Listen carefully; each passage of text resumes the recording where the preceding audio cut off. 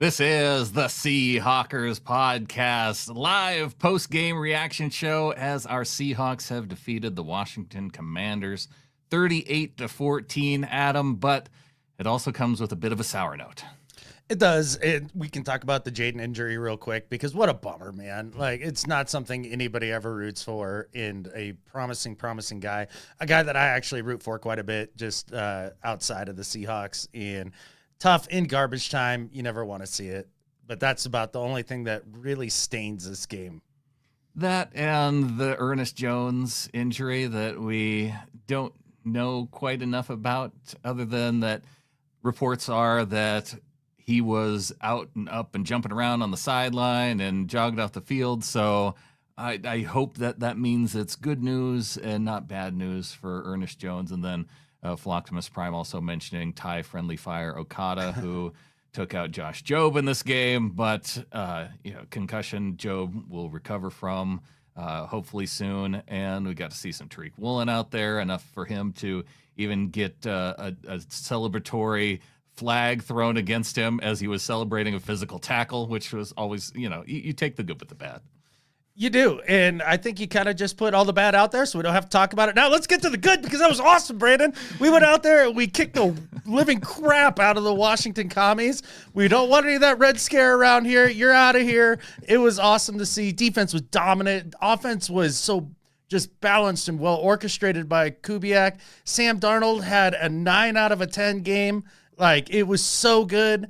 And JSN continued to dominate. There's a lot more, obviously, but holy smokes, man. If you're not fired up after watching that game, watching your Seahawks just absolutely dominate, you're dead on the inside. That's all the explanation. No, I love watching games like that. I know you do. Because, you get out early and you coast, and then you tack on more points, and then at halftime you're feeling good. And, there's just... At some point in the game, you realize, yes, there's no way that with the defense playing as dominant as they are, with the offense able to answer whenever they need to, this game has been put away. And you slyly snuck in one of the other negative points of saying Darnold playing a 9 out of 10, but that's fine too.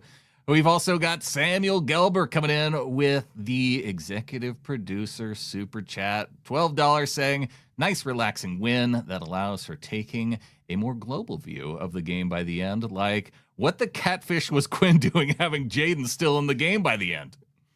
I mean, he's just coming back from injury again. So maybe you're thinking, a few reps won't hurt him. It's a risk every time that you put a guy out there. He might get hurt. He might not. I have a hard time second guessing that a lot. I think there was still about 7 minutes left at that point. So maybe it's the next drive that you put in Mariota. I don't know. Tough to second guess that, in my opinion. It's tough. Ryan 911 coming in with another live executive producer donation. Go Hawks, complete game. Only disappointed we didn't get either Fail Mary. Talking about your guys' bets on Friday. That's a shame. But what's not a shame, Jeff Stevens. Horton. How about Tory Horton taking over early in this game? He did. 2 touchdowns, looked good. I mean, he cooked that dude on the second touchdown. I mean, that was a fantastic release off of the line and just creates a wide open opportunity for Sam Darnold to lay it in there.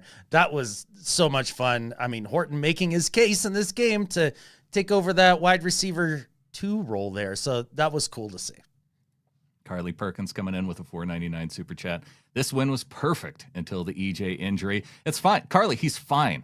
I can't tell whether it was more fun watching the D or the O. It might be harder to underestimate us now. And we even had Chris Collinsworth drooling over our Seahawks there toward the end.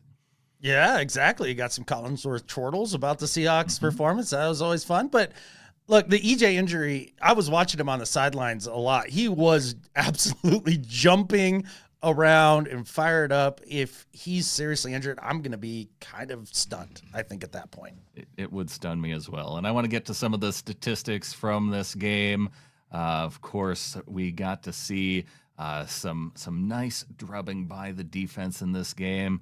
And we didn't get to see Julian Love, but we would love for you to subscribe to this show. We are just a few subscribers away from a milestone. We've got 163 people tuning in here live right now, post-game. If you have not already, please subscribe to the show. Give us a like. And Adam, for the encouragement of the likes and the subscribes and the comments, once this video is over, go ahead and leave a comment. We are going to give away a t-shirt designed by the Athlete logo, and it's a MOB t-shirt, Adam. That's super cool. Can I go and comment so I can get in on this? Of course. That's rad. It's not like we have those rules where you have to, click and sign the. You can do it. I'm giving you big words permission. confuse me. I wondered if it was like nepotism or something, or maybe that means something else. I don't know. It doesn't matter. But yeah. That's pretty sweet. So get in there and comment. That'd be cool because there's a lot to talk about in this game, Brandon. And I don't know where you want to start. Carly was talking about starting with the O, starting with the D. Like, you got some stats here. What stands out to you right out of the gate here? Man, oh man. I'm going to say the offense just because it's pulled up right now. Sam Darnold going 21 of 24, Adam, 330 yards, 4 touchdowns. Yes, he did have the one pick. It was a bad throw. But 330 yards, and it overshadows the fact that we did not need a running game to get the passing game going. And that's okay, too, I suppose, when you're able to just come out and light up the defense the way I think we were kind of expecting would happen with this Washington Commanders defense. It really felt like it was in range after watching Sam Darnold and the offense go to work in the passing game against a good Texans defense, knowing the Washington Commanders are what they are defensively. So I was not shocked. And in fact, I was talking a lot of crap before this game regarding just being like, I'm not concerned at all. They're better in every way. I don't really know what the problem could be here. Thank you guys for showing up, especially the offense. And Darnold had himself a freaking day. The Ginger was on fire, and it was fun to watch. Him and Jackson were just getting after it once again. Like you said, Horton looking good early. A bomb to practice squad call up Cody White in there. Like, that's pretty sweet. And Arroyo with his first touchdown. I mean, the offense was clicking on all stinking cylinders, including third downs. I think they were 5 for 5 in the first half or something like that. They were really good. Yeah, cooking on third downs. Cody White cooking the Washington DBs and getting his first touchdowns. Rockman Drums commenting, saying, how about my dude Cody White with his first touchdown? That was nice to see. Got to see Elijah Arroyo, Adam, with just a dime dropped in as he was getting behind the linebacker there and hangs onto the football. I like, too, how open they showed JSN on the other side, and Chris Collinsworth commenting how he was even more opener.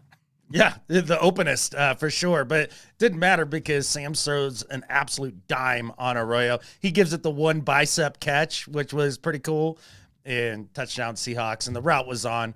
You felt like at the end of the first half that it was pretty much game, set, match. There's always a chance, of course, but offense closed it early, and it was through the passing game, and as good as Sam was, and don't take any credit away from him, the offensive line protected its butt off in this game. He had clean pocket after clean pocket. It was super impressive. Big thanks to Jacob Wilson gifting 5 Seahawkers podcast memberships. So with those memberships, you'll get early access to any shows that we post on the channel that are for early members. You'll get access to the emojis. So a big thanks to Jacob Wilson gifting those Seahawkers podcast YouTube memberships. Appreciate that, man. Big time, dude. That's really awesome. I love the pay it forward nature of that. No doubt about it. Just a fun game. And so it's fun to be able to give out some memberships here. Yeah. What was your favorite aspect of this team? Was it the offense? Was it the defense? Was it the special teams that helped out early, getting the turnover and setting up the offense for that Elijah Arroyo touchdown? It was the completeness of that first half. I mean, that was the most complete game I have seen, or half out of a Seahawks football team in a long time.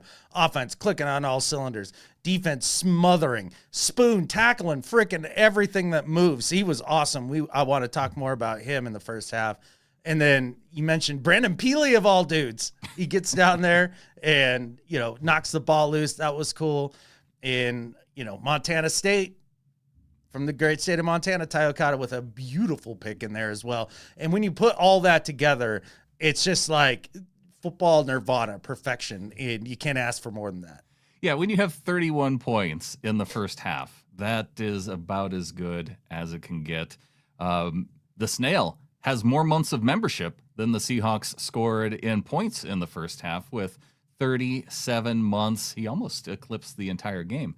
But no, not quite. One more month to go for the Snail. Just a reminder, Marcus Trufant is the greatest Seahawk of all time with Abe chasing Cam Chancellor for number 2. Go Hawks. Go Cougs. Oh, see, there's a little bias in there for the Snail.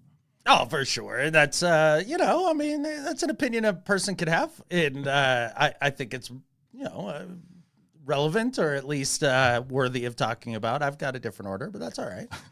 I do love me some Marcus Trufant. I do love what the Seahawks defense was able to do. Devon Witherspoon out there. That was a question we had on Saturday night about how they would line up early on in this game. And it turned out Tariq Woolen, he was on the bench for the beginning of this game. We did need him after all. But, yeah, they had Devon Witherspoon outside opposite of Josh Jobe. They had Nick Emmanwori off the field. That felt like the smart decision. I just wasn't sure organizationally or with trade candidacy, how they might maneuver it. But I think initially they did put the 11 best that they had available on defense out there early on. Yeah, it was a question you came up with here late in the week, and I thought it was a great one. And it did kind of prove out they were going to take Woolen and put him on the bench for the most part. And it shows how much they love where Emmanwori is and how much they want to see him grow. And they didn't want to take him off the field. They just couldn't do it. And it was cool to see because Emmanwori had himself another nice game. He had a couple really cool plays throughout there that were fun to watch. That wide receiver screen that they tried to throw, and he takes Treylon Burks and just like Cam Chancellor's him. And so I was saying, no, don't do Cam comparisons on like the last show. And then you watch that. And I mean, he just drove that dude back, grabbed the other guy by the arm, the ball carrier, and that was the end of the play. Like it was freaking insane. Like that man is going to be a good player for a long time. When you can see a defensive back take on 2 receivers at once and including one of the guys he's tackling, that's a dude that you never want to have on the bench if he's healthy. So after that play, I'm convinced Nick Emmanwori, he needs to be out there all the time or as much time as possible. It's a non-negotiable. Like he's the dude for that spot. It's cool because you saw Spoon play outside after the Jobe injury and looked great. He shut him down. The secondary as a whole had a great game. Wide receivers had 0 separation all day. Chubby Debo had the 1 catch on an over or something like that, but like whatever. Just an absolutely dominant game with the first half being Spoon really cleaning up everything and just playing out of his mind. You could feel his presence right out of the gate. And then the second half with EJ4 out and all of that, Leo was like, nope, we're not going to have this. And in the third quarter, he ends the first drive with a sack. The second drive, I thought I had this memorized, but I don't. They got the turnover on downs, the turnover on downs. And it was his hustle play at the end to trip up Jayden Daniels to stop that. And then the next drive, it ends on a sack with Nwosu and Jaron Reed. But that was all caused by Leo just blowing things up right out of the gate. And so he took over the third quarter with Ernest out and said, not today, not on my watch. We are finishing this game. Yeah, and they were getting pressure all throughout that defensive line. Jayden Daniels, well, the combination of, there were so many plays where he would drop back to pass and the coverage would be so good that then he would get through progressions and then he'd have to decide to go ahead and tuck it and run it. And meanwhile, the pocket's collapsing around him. So they didn't get a ton of quick sacks on Daniels, but that combination of coverage and the combination of the defensive line just squeezing that pocket around Daniels, not allowing to get outside very often. A lot of that time he was trying to escape up the middle, and you would see whether it was just all kinds of defensive linemen converging in the middle there, trying to get him down. And it was just an overall solid performance by the defense. Big time. Yeah, the kind of muddle rush to keep Jayden contained. And if he was going to run, you're going to make him run up the middle into support. And they kept a lot of his runs to a minimum level, even though I think he finished the game as the leading rusher. Maybe not. Nope. Looks like Rodriguez got at 65 the end there. Yeah, okay. But up until that final drive, Jayden was the leading rusher. Well, and that was the one thing, too, that we said coming into this game is who is going to attack this Seahawks defense deep downfield. And they would cut to some plays where Ertz would be open behind the secondary or Lane would be down there and maybe open. It was so deep of a throw, though, that Kobe Bryant was within range that if it ended up being a deep throw, like he'd probably be able to get there. So, their ability to attack downfield wasn't there, and it played out in this game with only 153 yards passing. They're essentially about equal in terms of the running game and the passing game between the two. And a lot of that running game I felt came toward the end when it was kind of out of reach for him anyway. It really did. And they smothered him early and often. And then going back to the rush for the entire game, DJ had a comment up just a minute ago regarding Byron Murphy about him being a menace. He had another nice game, and he's causing issues. Jared Reed keeps proving he might be the most complete D tackle in football, like just does everything really, really well. And it was nice having Derek Hall back, too. He made a couple plays. He did miss one tackle, but like it was nice seeing him back out there, and just the depth there is just outrageous. And I could see Snail dreams of Max Crosby, but I think I'm okay. I don't think I need it. Oh, it would be fun, though. And the Raiders did just lose by a last-second opportunity of going for a 2-point conversion. They take the L. They should just get rid of Max Crosby and trade him to us anyway. And for the cheap, right? Yeah, it'll be fine. I mean, what are you guys doing anyways? Come on. Garrett Taylor saying Leo's shoestring tackle on Daniels was amazing. That's a big dude moving fast. Yeah, Leo on this game, incredible. Yeah, he really was. I mean, defense as a whole turned out and put together yet another dominant performance. I mean, they have just stacked these week after week after week. And oftentimes when you see scores like 38-14, it's the opponent has a bad day. There's a couple weird bounces that go your way, all that stuff. And all of a sudden it's 38-14 by the end of the contest. But that wasn't this game. This game was absolutely dominated from the word jump by the Seahawks in all phases. And they just snuffed the life out of the commies. And that's such amazing complimentary football. In fact, Collinsworth at one point says, about it all, and especially the offense, just like, this is how football's supposed to be played. And you couldn't help but feel that watching the performance as a whole. Well, as DJ Nichols is saying, too, part of the way the game is supposed to be played is through the run game. The Seahawks were slightly deficient in the run game. It didn't quite matter here against the Commanders because I think it matched up better to attack them more in that middle range through the passing game with the tight ends. But DJ saying, curious what it's going to take to unlock our run game, hoping we can get more done for Jackson Powers at the deadline or someone who can hop in on O-line as an upgrade.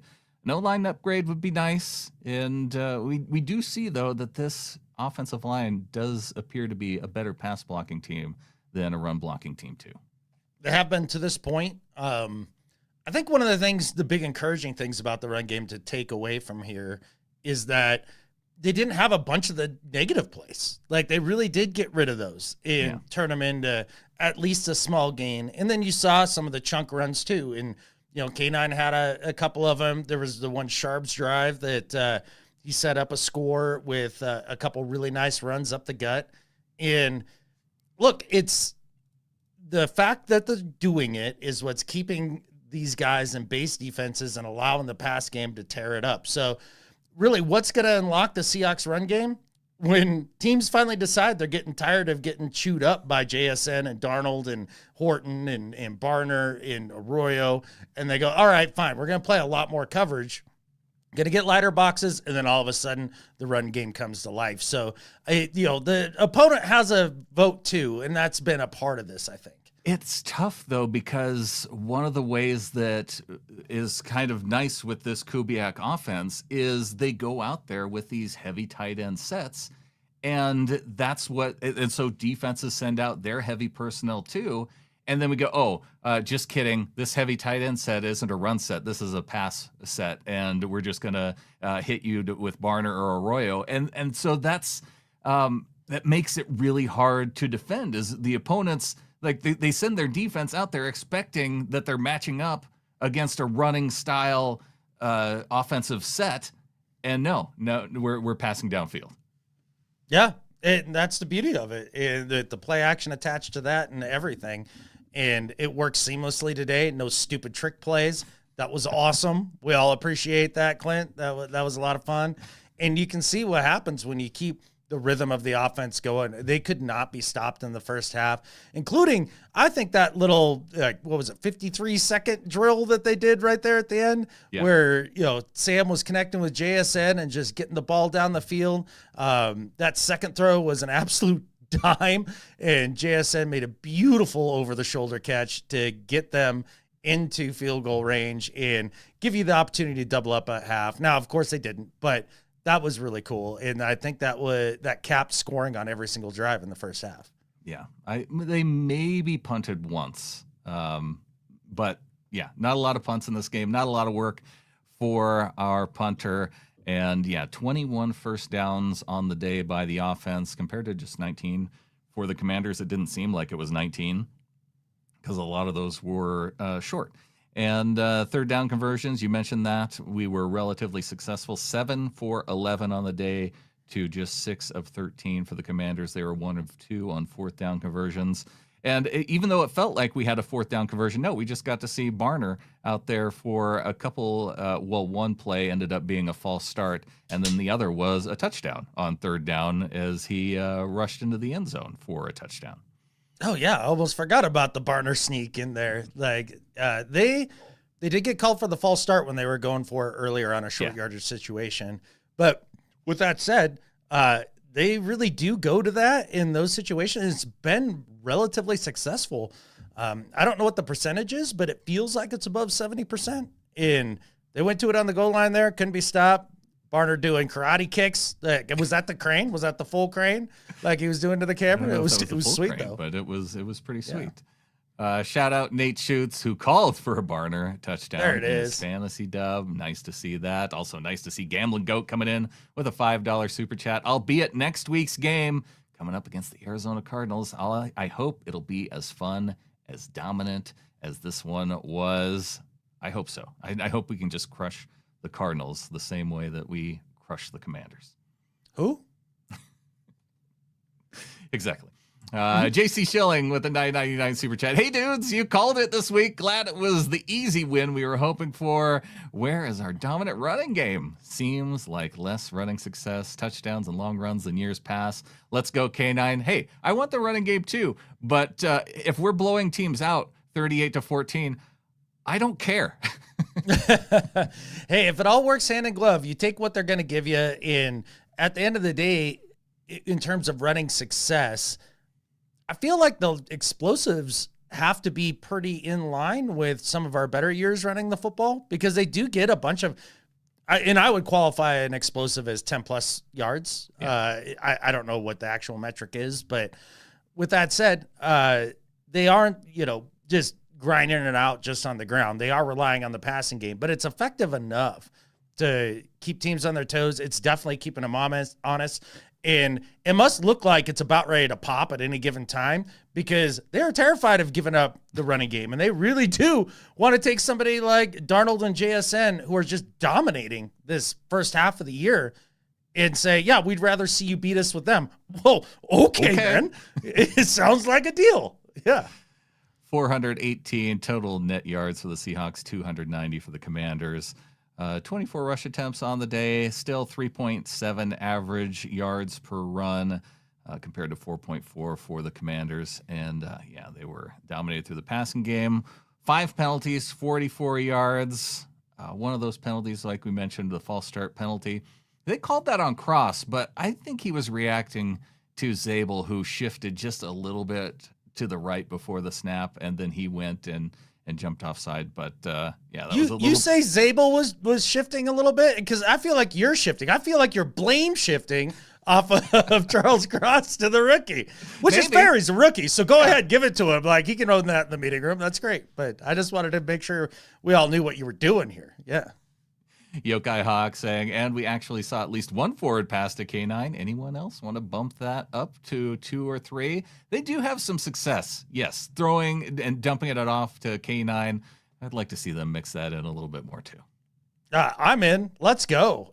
Because he made a nice catch and then broke the tackle and kind of stumbled forward for another 6-7 yards. He did a great job. I love what K9 brought to the table. I thought he was decisive. I thought he had a couple really nice runs, but we didn't need to lean on it, and we'll get there when we get there. All right. Good game overall for our Seahawks. Just a reminder as well, if you want one of these MOB t-shirts, after we finish the stream here, leave a comment. Make sure you're subscribed. We'll pick a winner, and we'll announce that maybe on the 3 in 3 out show coming up in a little bit later in the week. We also had a poll out here on YouTube, so if you are subscribed to the show, you get these nice little polls. And Clinton's setting this one up and asking, with Cooper Kupp out, who do you want to see more of in this game? And you had a pretty good percentage, upper 30s for more Horton. You had 40% with more Barner and more Arroyo. And then 10% or so, 12%, 13% saying, actually, I'd just like to see JSN get some more. And then all the way down at the bottom, more K9 and run game. And that's essentially how it worked out, is that we didn't see any of the run game. And the people who voted the most were the most correct. It was tight ends. It was Horton, and they got majority of the shares. We got Scoots Ticks coming in with a $5 super chat. May need to call teams about middle linebackers, not defensive ends. Sure hope Jones doesn't hurt too bad. Stop it, Scoots Ticks. We're going to be fine at middle linebacker. Ernest Jones is going to be fine. We all need to be thinking good things about Ernest Jones, and that's where my head's at right now. It is fine. 60% of it's half mental, Brandon. And so I don't care if the math lines up there. And Ernest is going to be A-OK number 1. And that's why he was out there cheering everybody on as he was. And also to just make us feel better at home so we can rest easy after a 38-14 ass whooping of the wrong Washington Commanders.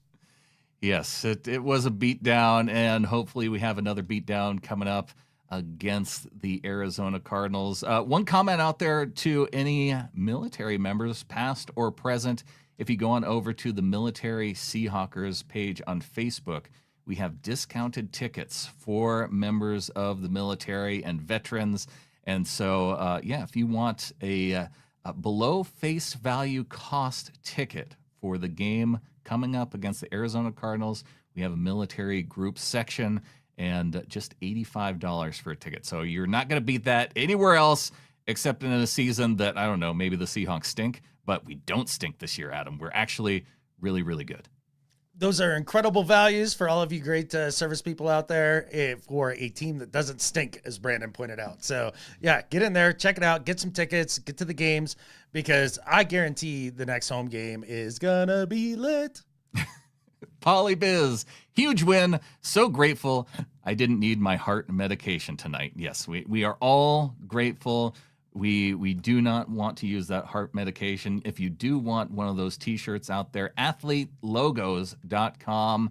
But, why not just win one for free? You stick around, comment after the show, and get in on that drawing. Yeah, this is what you do. You comment to win the drawing, and then you also buy one, and you double up. And then that way, when one wears out because it's so dope, you've got another one to wear. Oh, yeah. And of course, when you go to athletelogos.com, you use the promo code HAWKRA, HAWKRA. There you go. It gets you discounts something. everywhere. Even if it doesn't get you a discount, you use the promo code just in case. Brandon's handed out discounts like Darnold's handed out touchdowns, man. Like, you get one, you get one. 12% discount for that. And Wayne Fort saying, thanks for the love for the vets. Hopefully we can get lots of vets to that game against the Arizona Cardinals. hopefully it can be as dominant of a win against this Washington Commanders team, Adam. 38-14, we win it. And we're going to have a fun week talking football leading up to this game against the Arizona Cardinals. Absolutely, man. I can't wait for next week. I mean, the bye week felt like agony, like waiting for football to start again because you could feel this team coalesce.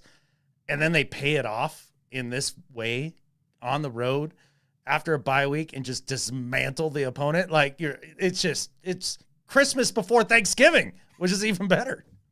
And I think with that, there's only one thing left to say. Go Hawks. Go Hawks.